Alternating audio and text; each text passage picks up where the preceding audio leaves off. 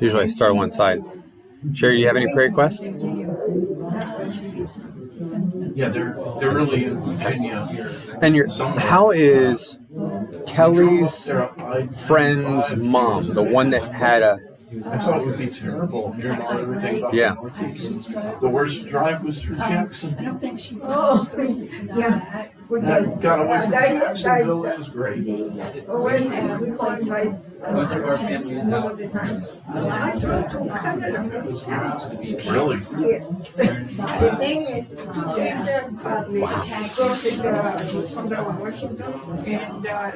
Pray for that too. Kristen? I do that in praise. I do that in praise. I got a scooter.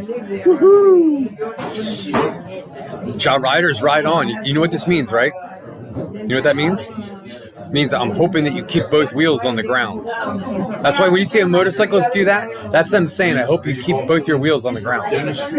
Huh? It's electric. Oh, okay. Oh, he's not well. There's that.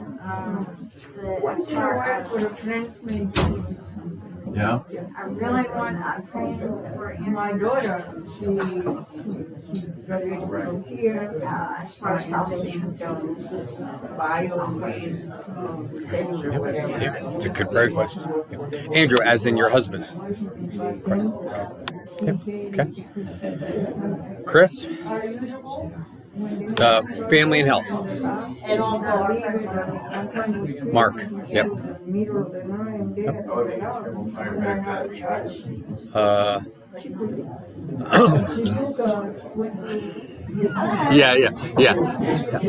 Yeah.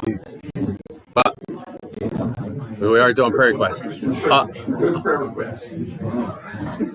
It's okay. All right. We've been around to here. Yeah, we got to there. Yeah. Now, you probably don't even know Kristen's prayer request. You don't know what to pray for next week.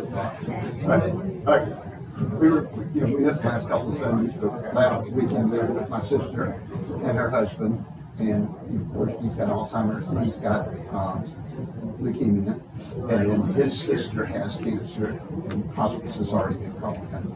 And then we had another sister that needs care.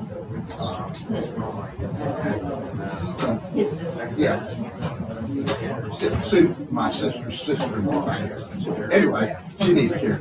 But we spent the weekend with them, had a good time, and it was sort of like, it was a deal we sort of all needed to get together. And so it was a good weekend. Of course, continue to pray for Dean. So forth. Okay. All right. And Renee. Yeah, and Renee is not doing well at all. She spent 16 days in the hospital, just got out a couple of days ago. Basically, they're just keeping her trying to get her pain under control.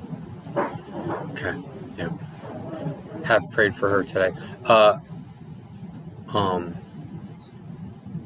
that note of trying to keep pain down, I don't know if how many of you guys remember the Mercers, but Dan, from what I was told, they've called in hospice. So that's and they got 2 sons and lots of family, and so we need to be praying for the Mercers. Yes, he has cancer, but he also has, correct me if I'm wrong, Chris, if you remember, Josh explained it to me, he's got heart issues, he had some major heart problems. So because they had the heart problems, they couldn't give him the treatment for the cancer. I kind of knew that a long time back, and I forgot. Yeah. So the cancer's winning right now. Yeah. So we need to be praying for the Mercers. And all honesty, Nick especially, because I know he's struggling with a lot of things. Bujans? Nothing? Okay. Well, I'll take it. No news is good news. Yeah. Bertha, do you have any prayer requests? Yes. I want to prayer for my family. It's about 3 weeks ago I lost my sister with cancer in her head. She only have a son and a daughter, and I want to pray for them for being reconciliated because they have misunderstandings, and we are in a lot of pain and sorrow because I just lost my sister.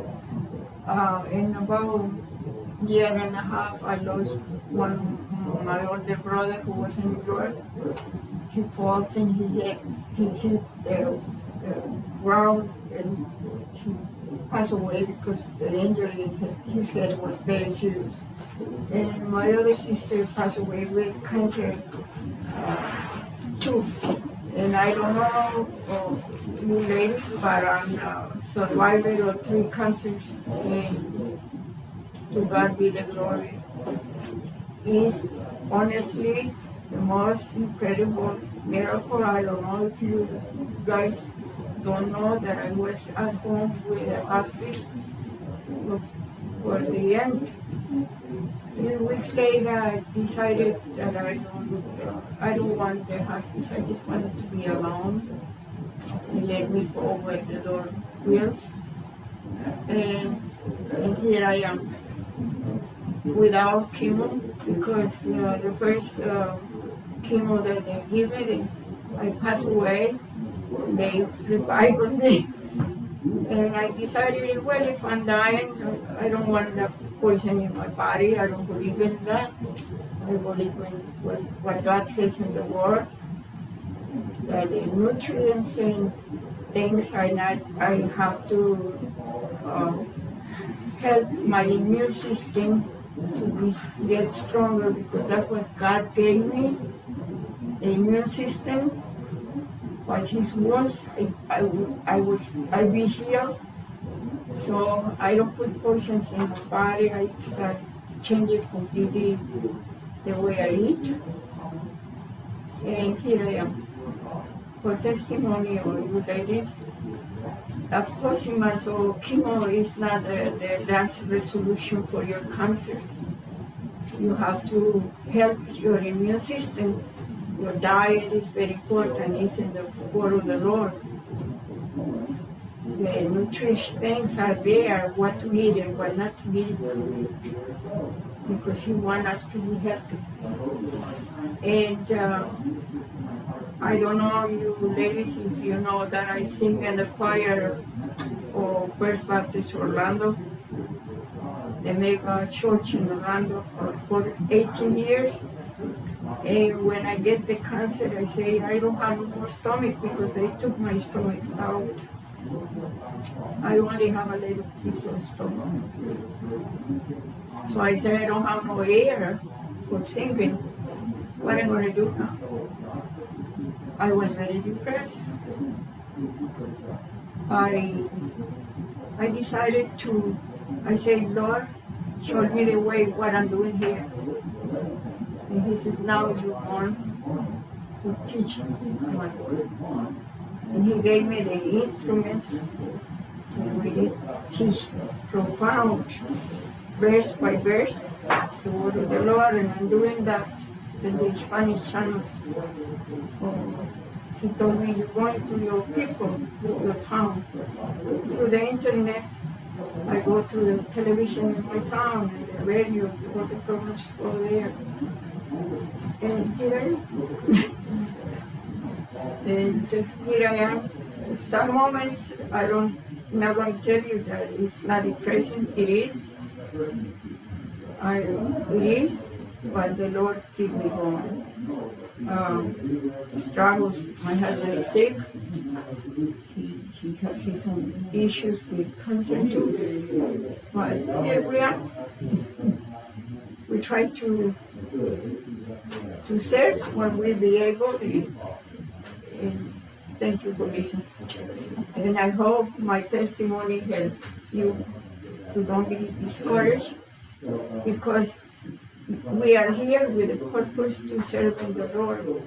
And He is the only one who want to tell you when is the end. But we have so much to be done, especially with the youth people. They are very discouraged because what they see is not a happy life. And we have to encourage them to say, yes, but you guys are not alone. I just graduated my granddaughter this past Sunday. He is in the soccer sport. Believe it or not, it's not an easy sport, but she's choosing that. She is ready to go to represent the Tona University. She's going to be the leader of the soccer team. And very hard, she as a Christian, she knows she's taken the word of the Lord on the things. So praise for her. Okay. For my We'll be. grandkids. Well, okay. Pray for your Thank family. you. Yep. Okay. Gary, Becky. That Joel's looking for a job in the summer, just saving money for college and just praying that she finds a good church there and a job now. Yep. Good. Becky. It's definitely just to really plug in and protect staff. Good news. Nothing really new, but lots of praises. God's been very good to us. We're still working through some health issues, some things. So, and the other side, and like it's worth the saying, rest in God, and we'll rest in God. Wisdom word. Rest in God. Mom. Yeah, I first praise the Lord for giving me a nice vacation here, getting to see everybody. And my top prayer request always is for my daughter's salvation. Yep. Kayla. Just safe travels for my parents next week. Yep. Yep. Maryland's right. Tuesday about midnight, so their flight is back.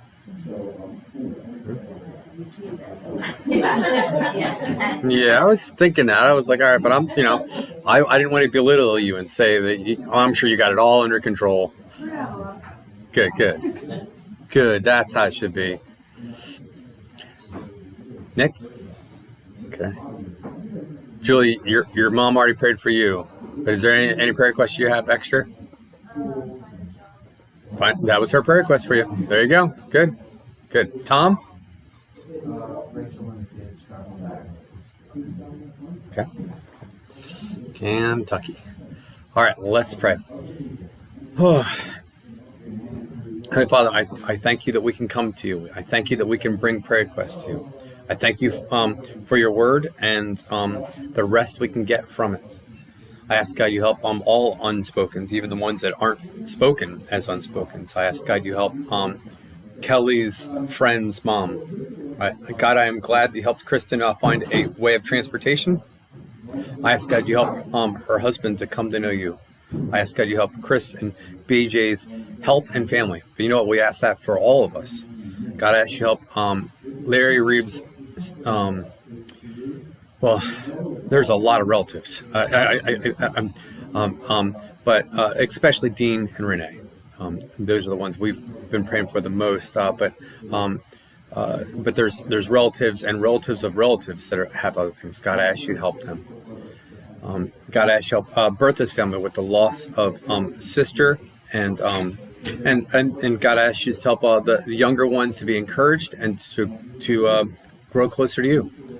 God, I ask you to help Julie to find a job that she can make lots of money before she heads off, and that when she goes to college, that she will find godly friends and a good church, and will be used mightily by you. I ask God you help Steph and her family that they will have safety and get connected up, and that their daughter Anna will grow to be mightily used for you.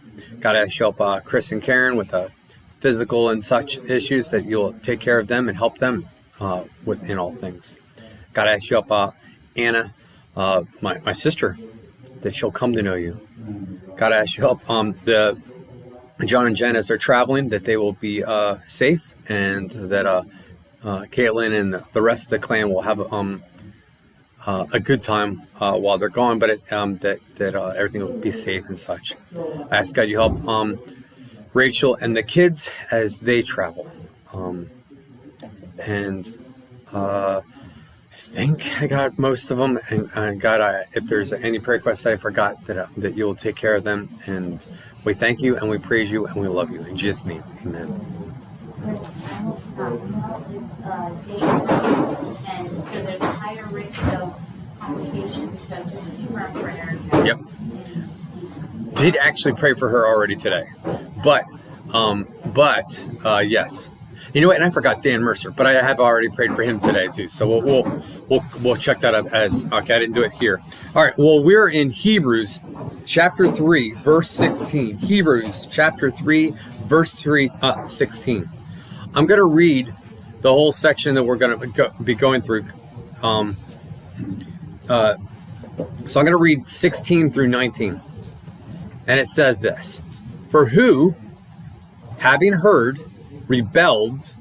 Indeed, was it not all who came out of Egypt led by Moses?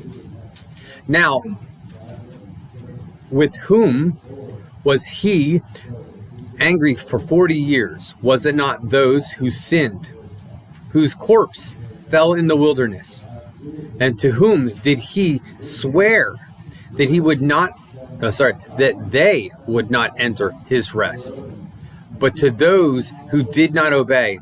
So we see that they could not enter in because of unbelief. Okay.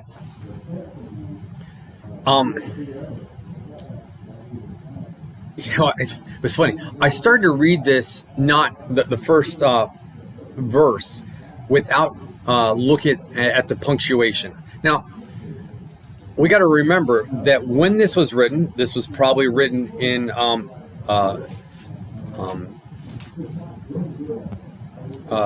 this would have been written in, wow, I'm not thinking of what language it would have been written. It would have been written in not Hebrew. It would have been written in Greek. Thank you. Goodness gracious, it's all Greek to me. In Greek, there was no punctuation. But the punctuation makes this make a whole lot more sense. Now, scholars debated for many, many years. The punctuation on this sentence has question marks. If you don't read it with the question marks, boy, it gets confusing. And it says, for who? Now, who's the who? The who is talking about, well, the definition of it, but we can figure out. This is talking about the people that he's writing to and the people that he's writing about. And this is Israelites. This is the people who left Egypt. Now, one thing about these people saw the 10 plagues. You know, often we are like, I want to see miracles. They saw miracles. They saw when Moses said there wasn't going to be light, there was darkness. It was so thick you felt like you're walking through soup. They saw the frogs and the gnats and the hail and the fire and the firstborn of every person that didn't put blood on their door dying in the middle of the night. They heard the screams of all the Egyptians. And then they finally see this person, the Pharaoh, who said, I'm not going to let you go, say, get out of here. I think I mentioned it later on, but there's this lady that I do work for, Jamie Tan. And Jamie always says, pillage the Egyptians. And what she means by that is this. Remember when God told the Israelites, they're going to kick you out of Egypt. They're going to be begging you to leave. When you're leaving, say, hey, can I have that bracelet? can I have that watch or whatever? They just start listing on things, right? And they pillage that. In other words, they took the wealth of Egypt with them, and a lot of that wealth that they took turned into the temple. So she says we need to still do that. So when we're around the heathen world, we're supposed to work hard and use our morality to acquire the world's wealth. I don't know if I fully agree with that, but it's an interesting concept. But here's the thing. They saw that. They gained the wealth. Then they go in front of the Red Sea. They see the Red Sea open. They walk through on dry land, and then they see the Red Sea collapse and destroy their enemies. They saw miracles. And that brings to me a light in my mind. Much given, much required. I joke with Chris. Chris is right in front of me. But I joke with Chris often. I know his mom. I know his dad. I know his grandparents on the one side. I know his grandparents on the other side. I know his aunts. I know his uncles. They are all, I can look at his mom, amazing people, heroes of mine, right? And I'm like, Chris, if you don't turn out to be something great, you're a failure. Yep. And by the way, he's doing a pretty good job at turning out to be something great. But if he wasn't, because much given, much required. And, I look at the younger people in here, even the ones that are not so young, Caitlin's, now, taking on the mantle and, raising a family, basically, while our parents are gone, but you guys have been given a lot. You have parents that have told you about Jesus, that trained you up, much given. It says, having heard, they knew. I was going to say that the story of the Red Sea, what it always makes me think about is, and I don't know exactly how all this happened, but that when they were praying for a miracle, do you think they really expected for the sea to divide? So what my point is that when you pray for a miracle, you don't know what it's going to be. Right. This always makes me think about. Well, even when they were in the middle of seeing these miracles, it seemed that they weren't trusting real well. I mean, they were panicking pretty bad, the Israelites. They're like, we're in between a rock and a hard place, literally, between two mountains and an enemy. And God said, all right, I'll stand between the enemy, And they were freaking out. Yeah, I love that, what you just said. There's so many times where I go, there's no solution here, God. There's absolutely no solution. And God goes, you don't know what I can do. I love the in between a rock and a hard place situations to see what God can do. It's amazing. So they saw these things. They probably, not only that, they could remember how they were thinking when they saw these things. So they knew the truth. Just like, Caitlin and Chris and Zofia back there, they've had parents that are trying to teach them the truth. So they know the truth, and then it says they rebelled. They disobeyed. They rejected the truth. Now it says, who were these people? Was it not, and here's the key word here, all who left Egypt? Now, it's not true fully, because there was two. Did you guys? I'm trying to remember if I ever saw anyone sing this song to the little kids at this church. 10 bad, 2 were good. 10 bad, 2 were good. Right, Mom? Wasn't that one of the songs? I remember teaching the kids in 2 and 3 year olds when I was a kid, talking about the spies. Okay, you remember the song? Okay.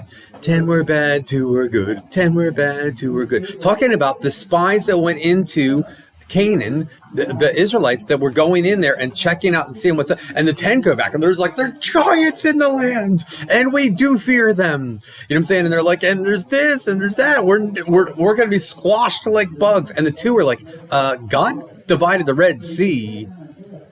God can beat the giants. And not only that, there's grapes so big, they're like, we can't carry them. We're like playing volleyball with a grape. It's like they're huge, and right, and they're talking about milk and honey and all sorts of stuff. But the 10 convinced the whole nation to not believe. You have to also realize that, while well, we read about a giant being 10 foot tall with Goliath. You know, I think he was one of the shorter ones.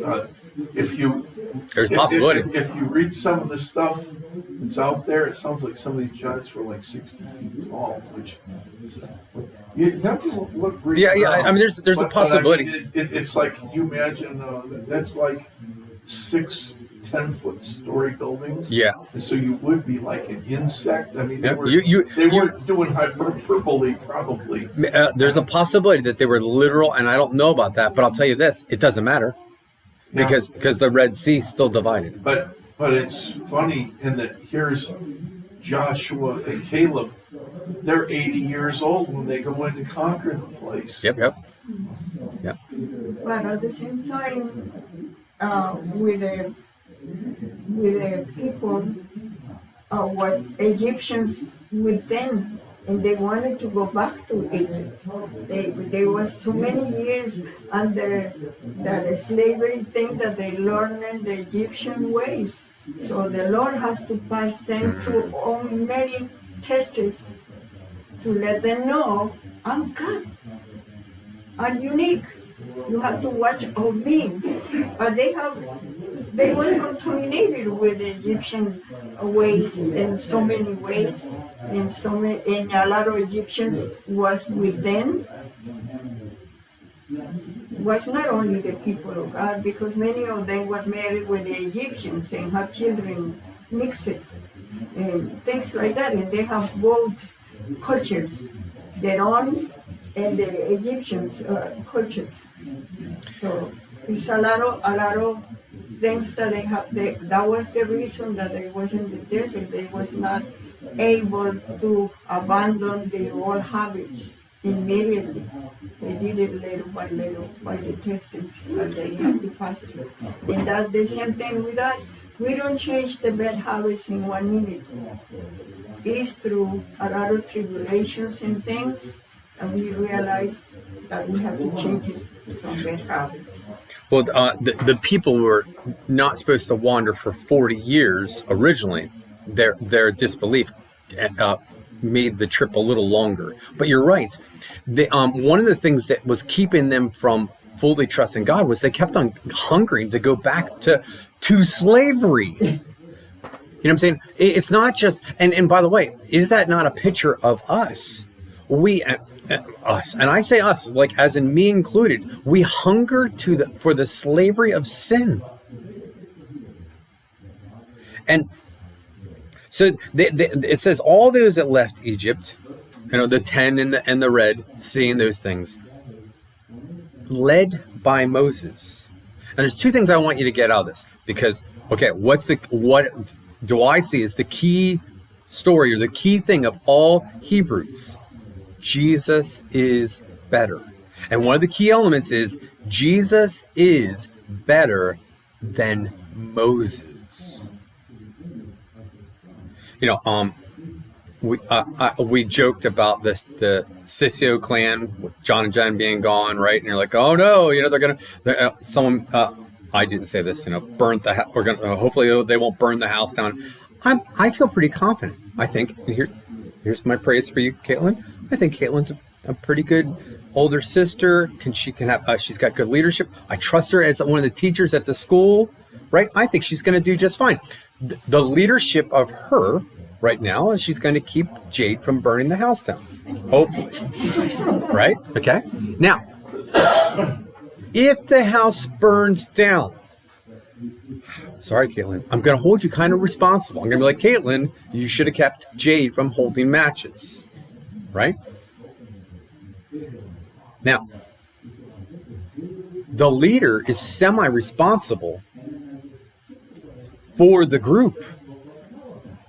Moses was the leader. Now, Jesus was the leader of 12, and one of the 12 rejected him. So I'm not going to, if one of your group, starts to go off, just don't let them near matches, and, if you need someone to punish them, you can always call Miss Linda. She's always up for spanking kids. You know, so you're like, hey, Noah needs a whooping. She'll get right over there. Noah, fear. You need fear. Yeah, exactly. Fear. Run. Okay, but you know, but here's my point. That leadership, Moses failed. And not only did he fail, he was one of the people that didn't make it into the rest. It says God was angry for 40 years. You know, what was the sin? I mean, it seems like Moses' sin in leadership was his power, his pride, and striking the rock. Yep. Let me do this myself. My way. God didn't tell him to do that. God Yep. told him to do it a different way, a more humble way. And he chose the prideful, powerful way. And that can be a regular struggle for those in leadership. You know, that's something to watch out for. But those following, those in more submissive, you know, like we're supposed to follow Moses and God is speaking through Moses, they let the fear of the giants overcloud their fear of God. Right. Ultimately, for both of them, it says unbelief. They did not truly believe in their heart of hearts that God was enough. After all they've seen, like you're saying, all they've seen, they didn't believe that God was enough. Yeah. To beat the giants, Moses, you know, to inspire the people. Maybe I don't know why he, you know, maybe he wanted to inspire the people. You know, I got to show them that I'm capable. I don't know what exactly he was thinking, but they didn't believe that God was enough. Yep. And that was their. They all died before they got to see the milk and honey. The next generation, with Joshua and Caleb, they finally said, in Joshua 1, they said, all right, we're ready. Like Joshua said, it's time. They say, finally, let's go. We trust God. We trust our leadership. Yep. I think a great way of what you said is how he looked at what he could do, and they looked at, like, you know, I look at things and I go, okay, I can take care of this, right? Whatever situation it is. So I'm using my logic. How can I make this job work, or, you know, can I take care of this situation?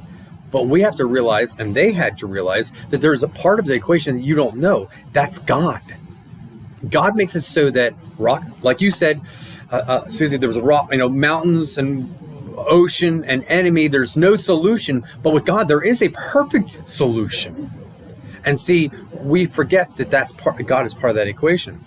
So big giants are no big deal, even if they're 100 feet tall.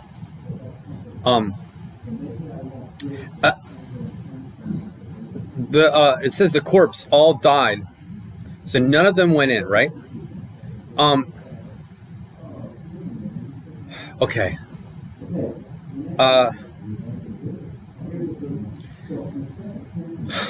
So it's a whole new generation, except for The two.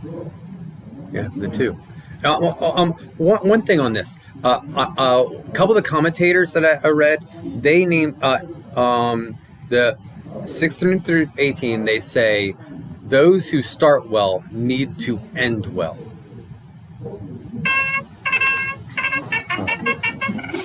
See, we're off to the races.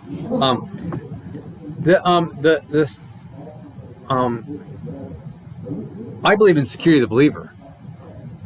You know, I believe that once saved, you're always saved. But here's the thing. Matthew 13, I'm not going to read it because the alarm just went off. The seeds, some of those seeds, it talks about them spurting up and then them getting swashed, you know, taken away. You know, we there's a term nowadays called deconstruction. You know, talking about people that are professing to be believers and then not professing to be believers. It's like they sprouted up, and then I think you might have mentioned the things of this world, the things of Egypt, or the things that, you know, they get all consumed, and then boom, it's taken away. The proof that you were truly a believer is you stay. Now, I got a question for you guys, okay? Here's my first question that I need an answer. The people that died in that wilderness, where are they for eternity? In eternity, Yes. everybody who lives this world is in the presence of the Lord. In what way? Or the goal, right side or left side?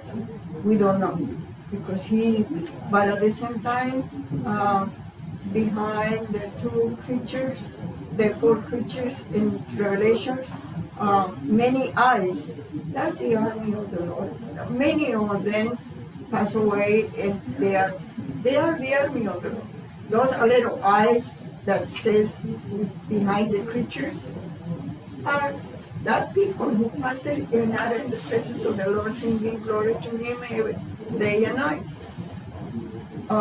It's in Revelation. Those four figures are not animals. They are not animals. They are not the lion and the eagle. No, they are. Those are represent the flag or the four leaders who was surrendered the ark of the Lord. Judah, the lion. Ephraim, the bull. Dan, the eagle, and Reuben the man. Those are the leaders who were surrendered the ark of the Lord. Behind them is a lot of eyes. Who are the lot of eyes? The people who came out of Egypt. I appreciate your explanation of the end times, but I meant like now. I mean, do you think that those people are saved? That's the reason for the millennium, because not everybody was able to be to receive the right teachings from the beginning until the end. They not have the sign it, and the Revelation says in your mind, in your frame, in your front, but it's not your front, it's your brains. How much you know about the word of the Lord, and how much you live the word of the Lord, living every day. Okay. Not everybody. I may be misunderstanding you, but I think if I do fully understand what you're saying, I might disagree with you. So I'm going to keep on going just because of that. Because the alarm went off. There's one other thing I want you to get out of this. He says they disobey, and then he says because of their unbelief. If I ever am asked to preach at a church that I've never preached at, I always preach the same sermon. James chapter 2. Faith without works is dead. And that's not because I'm a big person that's all about works. Because if you know me, I'm very anti-works oriented salvation. But what I am is I want people to understand, one, that I believe that faith without works, salvation is about the faith, but it is faith that causes obedience, causes works. But the other thing is, he says that they were punished because of their unbelief. Oh, and by the way, I don't know what my answer is on the people that died in those 40 years. I don't know if they're in heaven or not. I don't know. But here's one last question I have for you, okay? And I want you to brew on this one. You can think about it for weeks, okay? Because this one has been rattling in my mind since I was a youth, okay? What is faith? Faith is the substance of things unseen, right? That is, I'm quoting later on in this actual book of Hebrews, okay? Faith is seeing something that is not seeable, okay? If you see it, is it faith? If you see it for real, is it faith? Okay? No. Then it's not faith, it's just sight. Right? Okay, now, you ready for my next? Okay, Greg always goes 2 steps too far, Linda says, right? Okay? Right? Okay. If faith, if you have sight, then it's not faith. Is God constrained by that so that he cannot show himself fully to a person that hasn't trusted him? So, because then it wouldn't be faith, it would just be sight. Okay, pretend like Chris is an unbeliever, right? I'm using Chris because I believe he is a believer. But Chris is an unbeliever, right? And I'm like, God, please save Chris, right? And then God just shows up 100% visible, glowing, bright lights, all his magnificence, right? And Chris looks at him and goes, okay, I believe. That's not belief. That's just sight. He's just looking and seeing it. Yes, but there was, but even in that situation, there wasn't a full sight. He was like, I don't even know who you are. He still had to take steps of faith. He still had to go to, and get his sight given back. And there were still steps of faith after that. And my question is, here's two parts of this. One, is that why sometimes, because there's times I'm like, okay, my sister Anna, I'm like, God, show yourself to Anna. Let it be so undeniable. She can't deny it. But God's like, do that. It's not faith.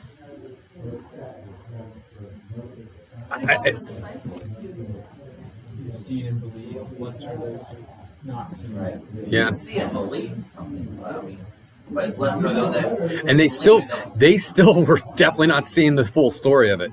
They're like, wait, you're dying? Wait, I mean, can you imagine? I mean, Well, he worked so many miracles. yeah, And then after his resurrection, they still saw him. yeah, and they were still shocked. And Thomas still didn't believe him. He's like, I got to stick my hands in the holes. There was still something that was, and I, in my mind, I it's just one of the things that because I pray this all the time. I pray this for my sister. I pray this for people I meet. I'm like, God, show yourself to this person, please.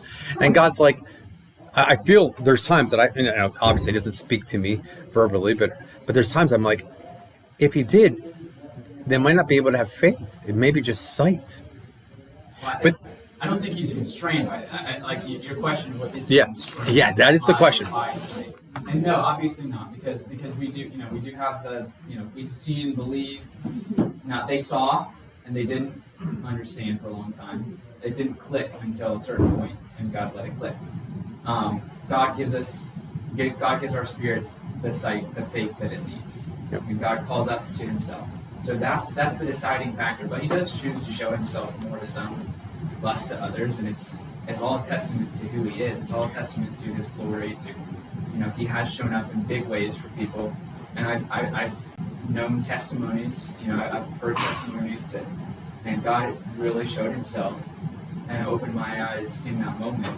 Now that's not the deciding factor. That's not what makes the faith real. The sight isn't what makes the faith real, but the sight can be there. The faith can be there at the same time. God reveals Himself in different ways. Yeah. I like that. It's just there's this debate in my mind, that I often rattle with because often that is probably one of my biggest prayer requests is for souls, because Pray effectively. yes, I want to pray effectively, and also I don't want to expect something out of God that God's like pretend like okay. I'm pretending like I'm how God feels. Pretend like God's like, Greg, I really do want to show, but I can't show him too much because if I do, then it's not faith. You know what I'm saying? I almost play this game in my mind. But here's the thing: they didn't believe, and they didn't enter the rest. They didn't get what they could have had. Maybe not even get salvation, because they didn't believe that He could do what He said He was going to do, and we need to do that. And the children suffered the effects. Hmm? The children suffered the effects too. Yeah, they did. They had to go and give their blood. Yeah, yep, yeah. Well, we got to go because I didn't listen to my second alarm, but